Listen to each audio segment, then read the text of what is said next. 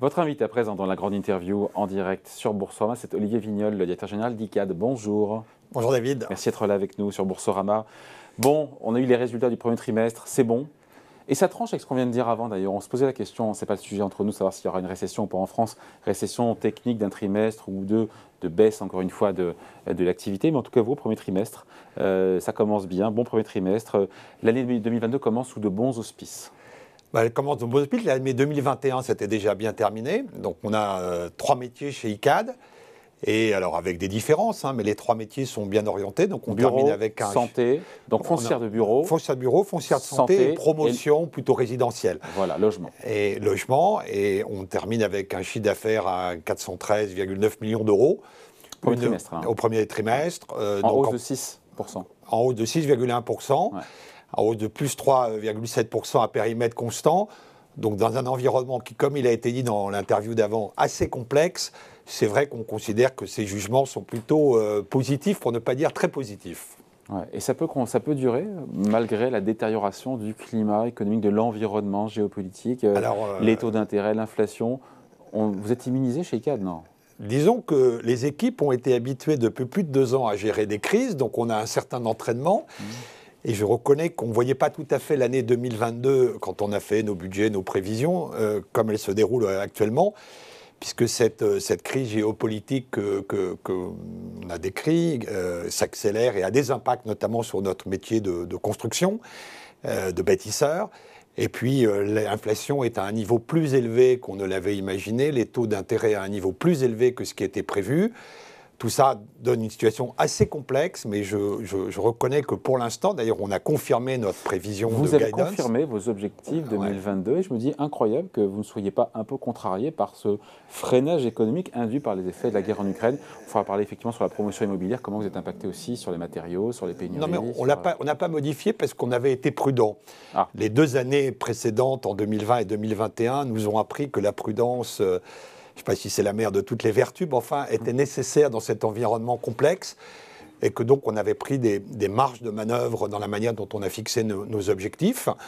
Les gens disent souvent qu'ICAD a la réputation d'être assez conservateur dans ses guidance et ça nous permet, même face à un environnement qui est complexe, pour ne pas dire très complexe, de maintenir nos objectifs, qui est une croissance du cash flow de près de 4% hors impact des cessions. Croissance du cash flow de près de 6% pour notre filiale ICAD Santé. Voilà, on maintient ces perspectives de résultats dans un environnement, c'est vrai, assez compliqué. Ouais, il faut expliquer, donc voilà, foncière de bureaux. Les bureaux, c'est 67%, 2 tiers de vos actifs. Voilà, c'est à peu près 2 tiers. Au final, qu'est-ce qui restera de cette crise sanitaire ? On avait tellement dit, oh là là, c'est la fin du bureau. Au final, qu'est-ce qu'il en reste ? Non, on n'a jamais dit ça. On a dit oui. Certains ont dit oui, et on s'était d'ailleurs parlé. Les entreprises ont réduit leur consommation de bureaux. Je crois que c'est une réalité. Mais si vous regardez le marché, les transactions du premier trimestre sur toute l'Île-de-France, c'est plus 40% par rapport à 2021. On est presque revenu, on est encore un peu en dessous de 2019, mais on est presque revenu à la moyenne des 10 ans. Moins 2% par rapport à la moyenne de transactions 10 ans. On a vu les grandes entreprises probablement réduire leur consommation de mètres carrés de bureaux. Et on a une idée maintenant assez claire de ce que va être l'impact du télétravail, entre moins 10 et moins 15%. Donc c'est pas de quoi par rapport de volume de transactions. Une entreprise qui a utilisé 100 mètres carrés de bureaux va probablement post-crise, alors on ne sait pas quand sera la fin de la crise, mais utiliser entre 85 et 90, voilà, c'est à peu près ce qu'on voit. Et pour une société comme ICAD, c'est, je dirais, très gérable. D'abord parce que on considère qu'on a vraiment des très bons actifs de bureau, donc les entreprises viennent plutôt dans nos immeubles à nous, mais ça c'est une question de comparaison.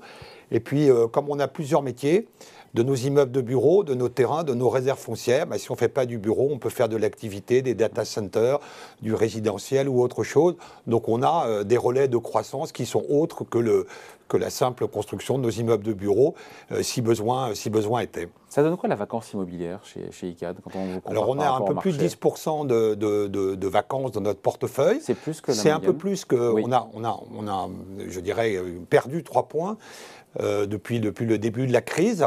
C'est le seul point noir dans vos résultats? C'est à la fois un point noir, je dirais gris, parce que pourquoi ? Parce qu'on arrive à faire croître nos résultats, on arrive à faire croître notre cash flow, même avec, je dirais, une vacance qui est un peu augmentée.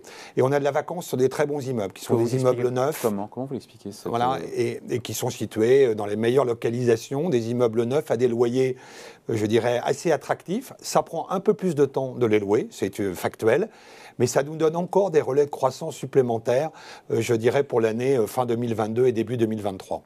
L'inflation, on se dit que peut-être c'est tout bénef pour vous, pour Icade, pour une foncière, indirectement via l'indexation des loyers.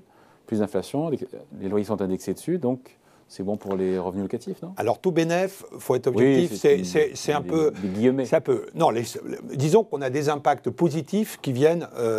je dirais, contrebalancer les effets négatifs. L'impact positif, c'est celui que vous indiquez, qui ne fait pas forcément toujours plaisir à nos clients, c'est l'indexation des loyers, qui est très forte, qui va être à plus de 4%, entre 4 et 5% cette année par rapport... C'est violent, dis donc. C'est assez violent, mais c'est violent pour tout le monde. De l'autre côté, on a la hausse des taux d'intérêt. Alors nous, on est assez couverts, on avait été très prudents, on a émis une obligation en début d'année 500 millions d'euros, Green Bond à 1%. 8 ans, c'est sûr que... Emprunté à 1%. Vous avez une nez creux. Hein. Non, voilà, on est très content. On a fait ça tout début janvier. Pour faire quoi d'ailleurs? À peine rentré de vacances. Donc ça nous donne et on est très couvert pour les 3-4 prochaines années. Donc on n'a pas de souci sur le passif. Et puis l'autre sujet qui a été évoqué par votre invité précédent, c'est qu'on a un impact quand même sur les coûts de construction. Alors sur les parties foncières, ça se voit moins. Ça se voit plus sur la partie promotion. Et là, il faut qu'on arrive à gérer parce qu'il n'y a pas que les coûts. Il y a de temps en temps, ce qui a été dit, il y a même, comme on parle en anglais, la supply chain qui est rompue. Il y a certains matériaux parfois qui manquent, typiquement ce qu'on appelle les fers à béton, le métal de base pour faire du béton armé pour construire. Beaucoup étaient produits en Russie, en Ukraine. Et aujourd'hui, ce n'est pas qu'une question de prix, c'est trouver des fers à béton en France, c'est très compliqué. Donc il faut faire preuve d'agilité.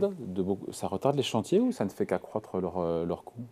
Alors ça peut les retarder. Nous, on a quelques chantiers qui décalent un petit peu dans des parts parce qu'on est obligé de retrouver d'autres sources d'approvisionnement, de renégocier les contrats. Quand on était en entreprise générale, de passer ce qu'on appelle en macro-lot ou encore d'état séparé. Tout ça pour absorber, je dirais, la hausse des coûts de construction qui est liée à cette inflation qui est quand même à un niveau supérieur à ce qu'on avait imaginé il y a 6 mois. J'ai pas bien compris sur l'impact de la hausse des taux souverains. Encore une fois, le 10 ans français qui aujourd'hui est à 1,30% alors qu'on était, je sais pas, à 0 et quelques en début d'année. Quel impact à la fois sur le secteur immobilier et vous, votre activité? Autant l'inflation, je vois bien l'impact de ça. Non, pas l'inflation, l'impact des taux souverains. Ça a eu un impact sur l'indexation via l'inflation. Ça n'a pas, pour l'instant, pour nous, d'impact sur notre coût de financement. Ça peut avoir un impact sur les valeurs d'actifs. Nous, on a constaté qu'à date, et avec la hausse des taux souverains qu'on a connue, plus de 100 points de base en moins d'un an, on pourrait dire que certains investisseurs vont, je dirais, parce qu'on raisonne en termes de prime de risque par rapport aux taux souverains, certains investisseurs vont peut-être demander des rendements plus élevés et donc ça va diminuer la valeur de nos actifs. Ce n'est pas ce qu'on a constaté à date. On a vendu au premier trimestre près de 400 millions d'euros d'actifs de bureaux. Et près de 80 millions d'actifs de santé, donc près de 500 millions d'euros de transactions. Et on a obtenu des prix tout à fait intéressants, parfaitement en ligne avec nos expertises fin 2021, fin 2020. Donc à date, alors évidemment, si la hausse des taux souverains devait encore se prolonger... Donc pour l'instant, pas d'impact. Pour l'instant, pas d'impact sur les valeurs des actifs immobiliers. Et sur le résidentiel, c'est assez paradoxal, puisque malgré la hausse également du coût des prêts aux particuliers, les valeurs continuent d'augmenter et probablement sur un rythme encore plus élevé qu'en 2021. De manière assez surprenante, l'appétence ne se dément pas malgré la hausse des taux d'intérêt. C'est une surprise quand même. Oui, c'est une surprise. On tire sur le ressort, au bout d'un moment, il va... Peut-être, mais en matière d'habitation notamment, il y a les clients particuliers pour habiter, gros besoins qui sont nés après la crise de la Covid et des gens qui ont envie d'habiter mieux. Des gens qui continuent d'acheter pour investir, c'est la dernière année du Pinel, donc il y a des gens qui disent profitons-en. Le retour des investisseurs institutionnels de manière très significative. C'est vrai ça, c'est une tendance. C'est une réalité. Nous on fait plus de 50% de notre chiffre d'affaires en promotion avec ce qu'on appelle des ventes en bloc, c'est-à-dire des ventes auprès d'investisseurs institutionnels, non pas auprès de clients personnes physiques. Et tout ça tire, je dirais, les prix à la hausse. J'y ajouterais que malheureusement, l'offre décroît parce que nos amis élus locaux ont le stylo un peu retenu quand il s'agit de signer les permis de construire. Donc on a une demande qui croît, une offre qui diminue. Ça conduit malheureusement, je dis bien malheureusement, à une hausse des prix. La bonne nouvelle pour nous à court terme, c'est que ça nous permet effectivement d'absorber le surcoût sur les coûts de construction. Un petit mot sinon C'était fin 2021, il y a eu ce report de l'introduction en bourse d'ICAD Santé, Olivier Wigniolle. Vous ne le regrettez pas, au final, au vu de la mauvaise dynamique des marchés depuis le début de l'année, vous avez eu le nez creux, là, hein? Alors, disons qu'on a moins de regrets. On a moins de regrets qu'on ne l'a eu fin septembre, puisque ça a été, là, c'est vrai, une déception de l'année 2021, le report de cette introduction. Quand on voit la volatilité, quand on voit l'instabilité des marchés, finalement, de se dire qu'on va prendre le temps qu'il convient pour remettre ce sujet sur l'ouvrage, ça nous va assez bien. On est très preneur, évidemment, très intéressé par les cash flows de notre, je dirais, filiale santé, en hausse de près de 15% sur le premier trimestre. Donc ça, c'était également une très bonne nouvelle. C'est le fruit des investissements qu'on a pu... Et donc l'objectif, ce sera, oui, de réintroduire un jour cette... Alors, un jour, est-ce que 2022, ça reste une option? On a dit, parce que la phrase est générique, mais c'est quand les conditions de marché le permettront. Seront réunies. Ah oui, et donc ça, c'est la phrase typique, mais n'empêche que vous suivez ça tous les jours, mais reconnaître que l'ambiance n'est pas avec, je dirais, une guerre en Ukraine, une instabilité économique généralisée. J'y ajouterai plus spécifiquement sur le secteur de la santé. Il faut qu'on attende pour voir comment la polémique qu'il y a pu y avoir en France sur les EHPAD, je dirais, va atterrir. Donc 2022 peut-être, mais alors en fin d'année, plus vraisemblablement peut-être 2023, à imaginer que ces choses-là se stabiliseront au second semestre. Olivier Wigniolle, vous avez pris des engagements pour réduire fortement vos émissions carbone. Quels sont-ils et en quoi ça fait de vous un pionnier, en tout cas une des premières entreprises du secteur à adopter une stratégie rigoureuse, ambitieuse et qui vous aligne sur les accords de Paris? Alors, la fin de la question est presque le plus intéressant, parce que c'est vrai qu'on avait démarré dès 2015, au moment de la signature des accords de Paris, quand ces sujets n'étaient pas encore, comme on dit, dans les préoccupations des entreprises. Et dès 2015, on avait commencé à mesurer les émissions carbone de notre patrimoine et se fixer des objectifs de réduction. Maintenant, c'est un sujet de place. Tout le monde sait que malheureusement, si je puis dire, la construction, l'immobilier, c'est le deuxième secteur en termes d'émissions, derrière les transports. Donc un quart des émissions à peu près. Donc évidemment, c'est une responsabilité collective pour les électeurs immobiliers et plus spécifiquement pour nous, ICAD, qui se voulons, à défaut d'être un leader ou un pionnier, en tout cas, on se veut un acteur responsable. Moins 40% d'ici 2030 sur la promotion immobilière. C'est pas ce qu'il y a de plus dur à atteindre. Moins 60% sur le patrimoine de bureau. Oui. On dit que c'est plus facile sur le patrimoine de bureau que sur la promotion immobilière. Alors c'est plus facile parce que on parle là de l'exploitation. Oui. Sur la construction, diminuer ses émissions carbone de près de 40%. C'est changer complètement le mode de construction. C'est changer les matériaux qu'on utilise. C'est faire beaucoup de réemploi, beaucoup de matériaux biosourcés, beaucoup de matériaux bas carbone. Mais tout ça sera plus cher. Et c'est vrai que le bois... Ça sera plus cher à construire. Alors ça coûte plus cher. Ça coûte entre 10 et 15%. Alors quand vous rajoutez en plus l'inflation par-dessus, dont on ne sait pas si elle est comprise ou pas dans cette hausse des coûts. Donc c'est un sujet à la fois financier, mais pas que. C'est un sujet aussi technique. Et là, je pense qu'on a vraiment chez ICAD un temps d'avance sur la construction bois, sur la construction bas carbone. On a derrière l'image un bâtiment qui a les standards de 2030, un bâtiment qu'on a construit à Toulouse.